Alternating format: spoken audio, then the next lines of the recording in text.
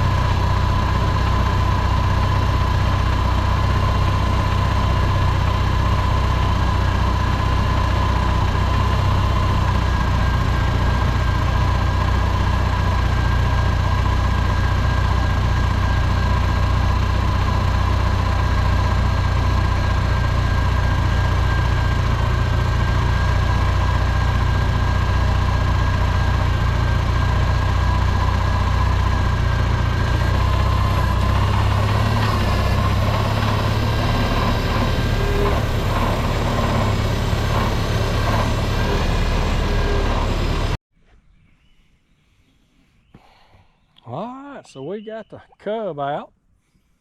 I got the cultivators on. And we got out the garden and done a little bit of cultivating. And I tell you, we got some really, really clean rows out here. I'm liking it.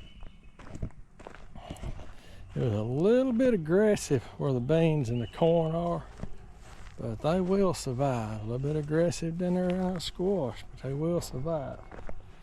I did spread my front cultivators apart a little more. They was a little tight on this upper row, and as big as the corn was, I just thought, well, I'm gonna take everything up, mess around and dig up a few plants. And I kind of shuffled a little dirt upon a few of them as it is. Dirt's a little bit wet. We can't seem to get just the right dryness around here. This old corn's looking good though. It's just Jimmy Red's coming up.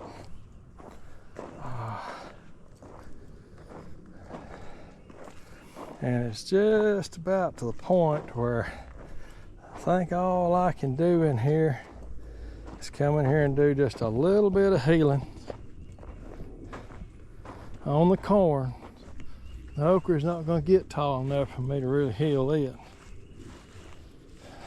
I don't think it will anyways. And then we're just done. We're just done. Just let it start growing and turn into whatever it's going to turn into. Success or a failure. Kind of seemed like it's all happened real quick. I know I was excited about getting in the field with the tractor and getting some work done. And now we're just about to that point where we're just through. Can't do a whole lot more. Now if these rows start getting growed up, I'll come here and I'll run a tiller through it. I will do that. I'll set it on its next its highest setting, and I'll go through there and kind of keep the rows clean. That's why I got the tiller last year. Everything, it was a beautiful garden, but I ended up with so many weeds in the middles that it made picking it kind of feel like I was getting in a jungle.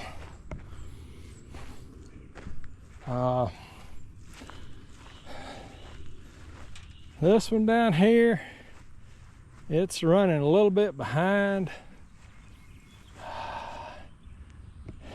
I may even come in here and lay some fertilizer by it again. Try to give it a kick. Squash is fine, I won't touch it. Not much I can do there. But I may hit that again with some fertilizer, see if I can bring that sweet corn around. I do need some sweet corn.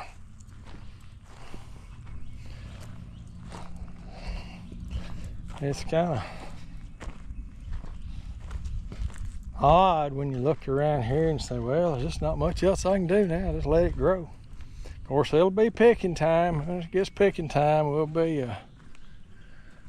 out there sweating and picking and shucking and putting beans up, squash up. It'll all hit. It'll keep us wide open. But yeah, hey, it's no farm all. It's about ready, a little bit of hilling. It's about ready to go back to the barn until next year. But that won't be the case. I'm gonna keep playing with it and doing all kinds of different things with it. I'm gonna work on me a little old trailer for it.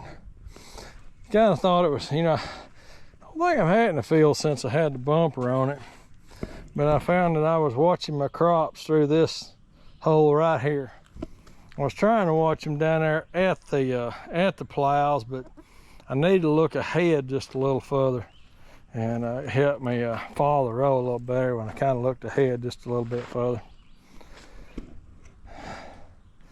I've done a little pressure washing this morning. This where I put all that oil in that fan bearing, it just kept leaking, making a mess. So I got it to the level that I think it's supposed to be at, and then I got in and pressure washed and cleaned everything up. And I noticed it was skipping just a little bit, and I figured my distributor cap got a little water in it, so I popped it off while I was walking around the garden just to let the moisture get out of there. But yeah, I'm telling you what, I like this little old cub. It's just what you need for the garden, especially a garden this size. You know, I mean, I'm not doing those 10 acres. This is, you add them both together. What, maybe it'd still be less than an acre. If you added both gardens together, it'd still be less than an acre. I know that's 115 feet long, probably about 75 feet wide. Maybe less than that. That one over there it's more square. It's probably 75 by 75. All right, let me get this distributor cap on, get this thing back in the shop. Maybe go put the healers on. Maybe come out here tomorrow and kick a little dirt up against this corn. And I'm done. Next thing I'll be doing with the cub is dragging the trailer around with produce on it. All right, let me get busy.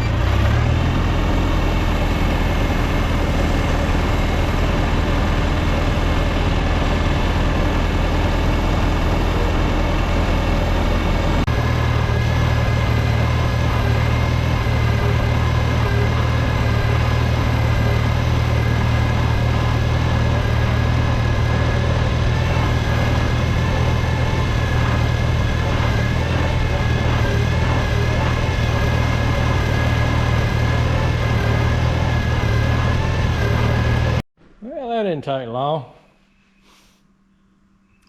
We got the healers on, got out there and got everything healed up. If y'all was paying attention, the old motor was a skipping and a spitting and a sputtering. I took the cap off one time, just kind of let the cap dry out, but it was all up under this piece too. I just took it all loose, gonna let it blow it out with some air, gonna let it dry, put it back together after a while. But hey, I thought it was gonna quit on me. I ain't got the job done, got back to the shed. Well, now what? I don't know. I just let the corn grow. Let it grow. I guess some of our videos will probably be down here in the shop for the next few weeks. Get here and clean things up. I guess I'll put my fertilizer and seeder in the shed over there. I'm planning on getting that bolt right there loosened up.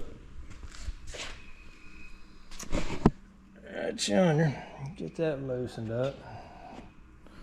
Got some 2 bars I'm gonna clean up. I've been thinking about adding me a sandblasting cabinet to the shop. I've had one of them before, and for some reason just passionately disliked them. But they would be great for cleaning up some of these small parts.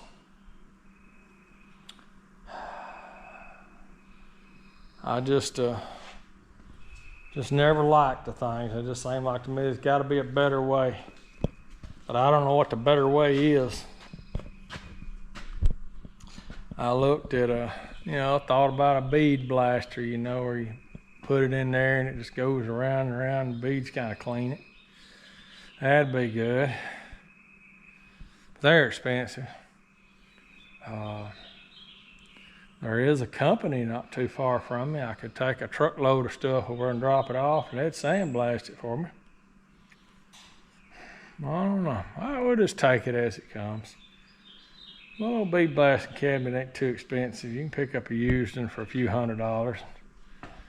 And you can do all right. You can do all right on small stuff. They really do okay.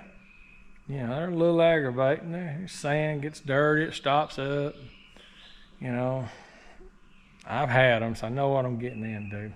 Well, all right, I'm gonna wind this little video up right here, and it's done afternoon. I'm gonna go up there and get me a bite to eat, and settle in a little bit, because I'm still not supposed to be doing much because of these stents.